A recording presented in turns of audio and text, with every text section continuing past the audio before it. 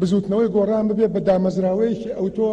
بە کەسێک و دوو کەس و وازێنانی 10 کەس و 15 کەس و مردنی چەند کەسێک جارێکیکە تووشی هیچ جۆرە قەیران و ئەزمەیەک نەبێت. پشتی کوچە داویانە شورا مصەفا پرسا دیارکردنا جهگرێکی بۆ پۆستێری خەرێگیشە تەفگەڕا گۆڕان هاتیە پێش لە گوری دوستورێ نافۆیە تەفگەڕا گۆڕان لە دەمێ چولبوونا جێری خەرێگیشە تەفگەڕا گۆڕان لێ سونگەیە دەستبەردانیان ژی هەر سەدەماکادن بۆ پەرکە ناجهێوی ئێک ژێ ئەندامێن جیڤاتە نیشتیمانی یان ئێک ژێ ئەندامێن جیڤاتە گشتی یان کەسێکی دیێری تەفگەڕا گۆڕان لێ دەرڤەی هەردوو جیڤاتان بێ دەنگدانا نهێنی و ڕاستەخۆ بێ زۆرینە ڕەها دێدال بژاتن.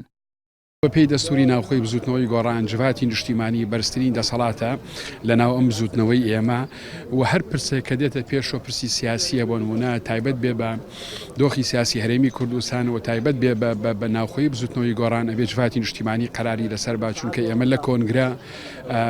ئەومان تەسبیت کردووە کە جڤاتی نیشتیمانی بەرزترین دەسەڵاتی ئەم بزوتنەوەی ئێمەیە بۆ هەموو پرسەکان ئەبێ جڤاتی نیشتیمانی قەرار با ئێمە تاکو ئێستا بۆ هەموو شتێک گەڕاوینەتەوە بۆ جڤاتی نیشتیمانی.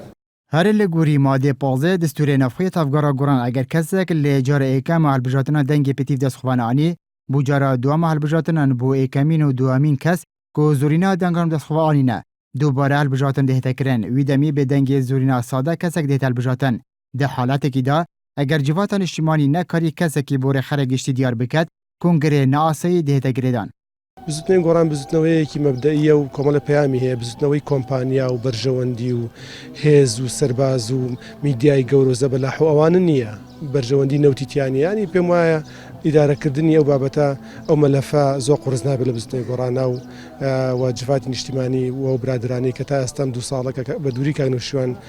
بزوتنەوەی گۆڕانە بردو بەڕێوە ئەزمونێکی باش بووە ناڵم سەرکەوتو بە 100% بەڵام ئەزمونێکی باش بووە کە یارمەتی دەرمانە بێ بۆ ئیدارەکردن و بۆ احتیواکردن و بۆ چارەسەرکردنی ئەو بابەتە.